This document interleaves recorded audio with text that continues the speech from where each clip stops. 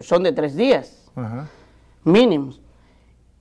Y él luego se acercó a mí para testimoniarme que del taller él salió a hablar con su señora, Ajá. a reconocer que él se había equivocado, que nunca había usado el diálogo con su señora y estaba el matrimonio, A punto de romperse.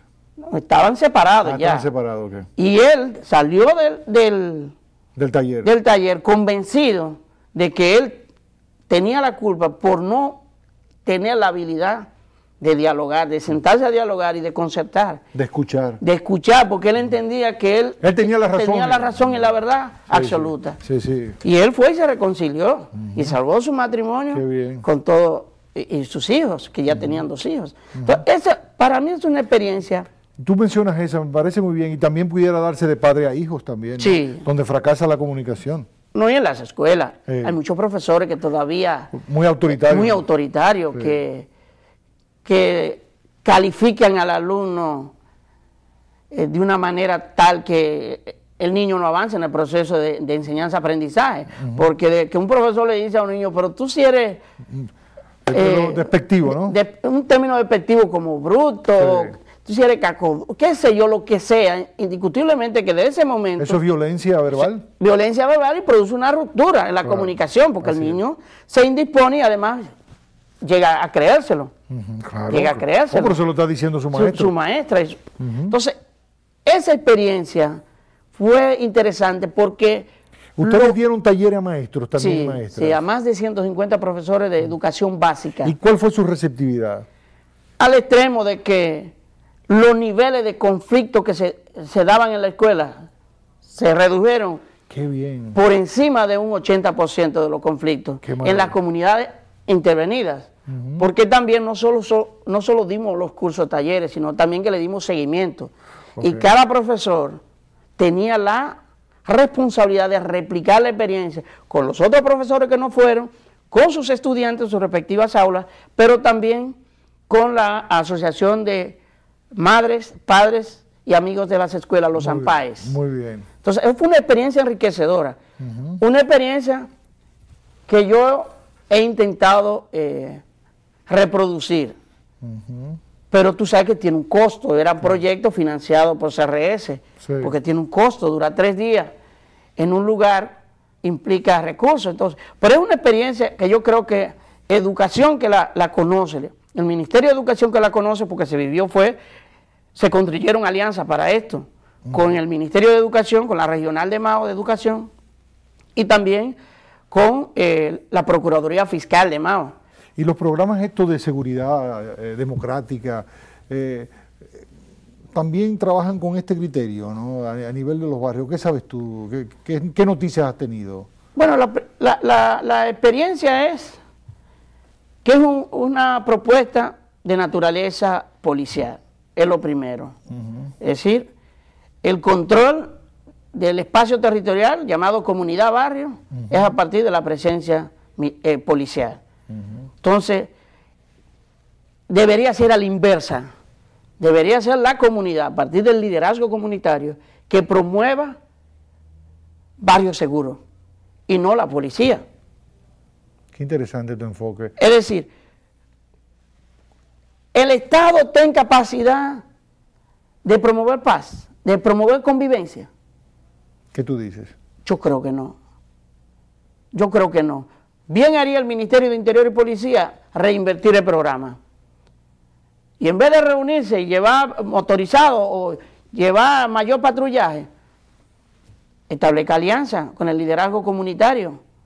Pero eso va a implicar buscar solución a muchos de los problemas que generan el conflicto.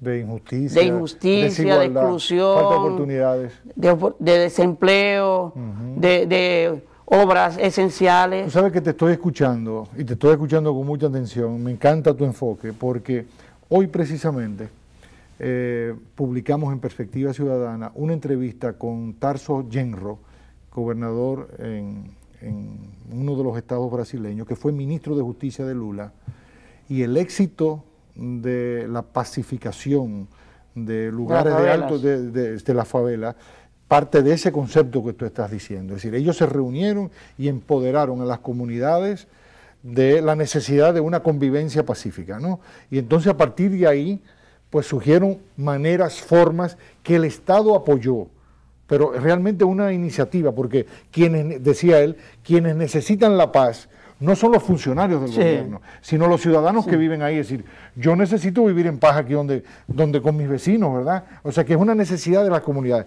Me gusta que tú hayas planteado eso, porque tú lo has planteado y fíjate la coincidencia, y en Brasil está dando resultados. Pero fíjate hacia dónde apunta la conclusión. Sí. Es a la construcción de ciudadanía. Correcto, exactamente. Es a la construcción de ciudadanía. Sí, sí, sí. Si no construimos buenos ciudadanos, ciudadanos proactivos, ciudadanos críticos, no tendremos una democracia real. Entonces, se trata de construir una nueva ciudadanía donde se empodere a la gente para que se convierta en un sujeto de derecho, no un objeto de derecho. Que es lo que comúnmente el enfoque que tenemos. Bueno, mira, vamos a hacer una ley para tal cosa. Hacemos la ley para la gente, no la gente hace del derecho su cotidianidad. Y por eso tú en muchos barrios que tú no puedes caminar, o en muchos lugares, tú no puedes caminar por la acera. Bueno, el gran dilema, o el derecho a subsistir, o el derecho a caminar por el peatón. ¿Cuál de los dos está por encima para la gente? Indiscutiblemente que eso tú tienes que verlo desde una perspectiva totalmente diferente, no legalista. Bueno, es muy fácil para el ayuntamiento, para cualquier autoridad, desalojar. Pero, bueno, tú le vas a dar respuesta. Sí, quizá como tú dices, con esa metodología que me parece muy bien, y que bueno, y que te digo, que está dando resultados en el Brasil, y seguramente que en otros lugares, Benito, es que hay que empoderar a la gente.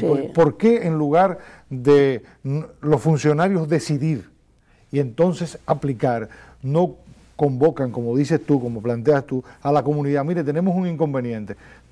Hay ciudadanos que quieren circular por la acera, pero ustedes la están ocupando para su negocio. Sabemos que ustedes necesitan la acera para montar su negocio y ustedes no quieren delinquir. Está bien.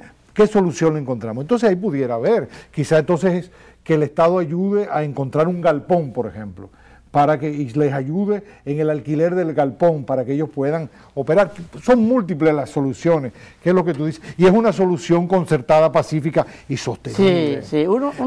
Nos quedan apenas un minuto, Benito. Uno de los grandes problemas en países como este, para construir la paz, es realmente de que no es fácil cuando hay tanto problema de deuda social.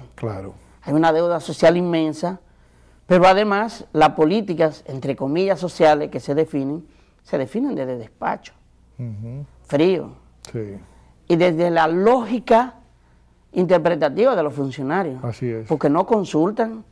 Es decir, yo decido construir algo en el barrio porque creo que hace falta, pero ¿cuál es el nivel de consulta del liderazgo comunitario que tú has hecho para determinar cuál es la necesidad prioritaria? Ahí va, Benito, nos queda apenas un minuto, y me ha encantado, me ha dado mucho gusto conversar contigo, y es lo siguiente, que todo esto que tú has planteado de construcción de paz tiene mucho que ver con el ejercicio del poder. Es decir, los gobernantes, los funcionarios, los ministros, todo esto que llamamos gobierno, los poderes del Estado, salvo la justicia, porque la ponemos aparte, pero el poder legislativo también, no puede diseñar leyes sin consultar a los ciudadanos, ¿verdad? Es decir, que este mecanismo que tú planteas de construcción de paz, a partir de tu experiencia, es decir, yo creo que los gobernantes pueden aprender de los ciudadanos, de esta experiencia de construir paz. ¿Es así o no es así? Nos quedan 30 segundos. Sí, es así, porque se trata de empoderar a la ciudadanía para que se convierta en sujeto de derecho y no en objeto de derecho. Así es, así es. Muy bien, Benito, te reitero, me dio mucho gusto conversar contigo. Y yo creo que todas estas reflexiones que tú has hecho aquí esta noche, pues pueden ayudar mucho a mucha gente a entender las cosas, ¿no? De que hay que replanteársela, hay que trabajar con otra filosofía, que la paz es importante, pero la tenemos que construir todos, y debe ser una construcción para satisfacción de todos. Yo les invito a ustedes que procuren esto, porque esto es un manual muy útil, y la experiencia de Benito Antonio Cruz puede ser muy útil a nosotros que vivimos en permanente conflicto y no nos pongamos bravos, como dijo Benito y como hemos dicho, de que hayan conflictos. Esto es muy útil, ¿no? Es muy útil sobre todo porque parte de la experiencia. Manual sobre construcción de paz. Benito, gracias de nuevo. Esperamos tenerte pronto por aquí para que sigamos hablando sobre esto, porque este es un tema que siempre tiene una gran actualidad. Sí, gracias a ti por la invitación y siempre a tu gratas órdenes. Nosotros nos vamos a la pausa y todavía hay mucho más en Ojalá. Sigan disfrutando en Ojalá.